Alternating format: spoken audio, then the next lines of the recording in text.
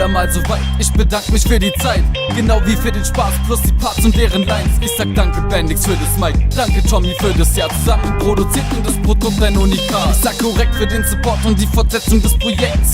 Doch weil's das Outro ist, beende ich es jetzt mit THC TV, ein Meilenstein voraus, raus. Nicht gerade selten im Vollrausch, was sonst auch. Kein Spur von Arbeit, denn es war mir ein Vergnügen.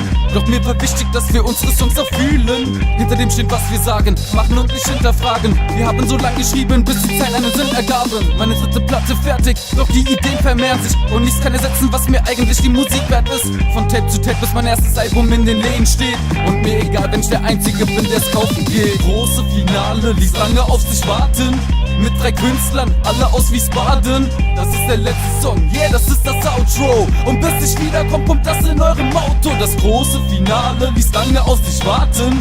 Mit 3 Künstlern, alle aus Wiesbaden. Das ist der letzte Song, yeah, das ist das Outro. Und bis ich wiederkomme, pumpt das in eurem Auto. Das ist anal und steht für alles nur aus Liebe.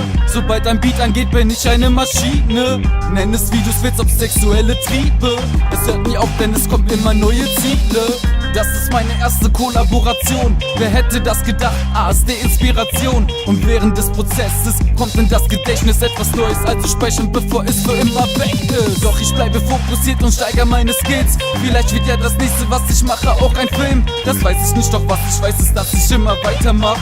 Denn das Resultat ist zum 100% Leidenschaft. Mal sehen, wie lange es dauert, bis dahin erstmal die Credits. Das waren THC und produziert von Bendix. Das Beste kommt zum Schluss, quasi das Happy End. Wir sehen uns live auf den Bühnen mit euren Handycams. Für das große Finale ließ lange auf sich warten.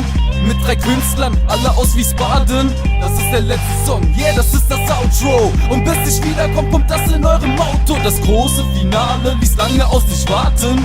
Mit 3 Künstlern, alle aus Wiesbaden. Das ist der letzte Song, yeah, das ist das Outro. Und bis ich wiederkomme, pumpt das in eurem Auto.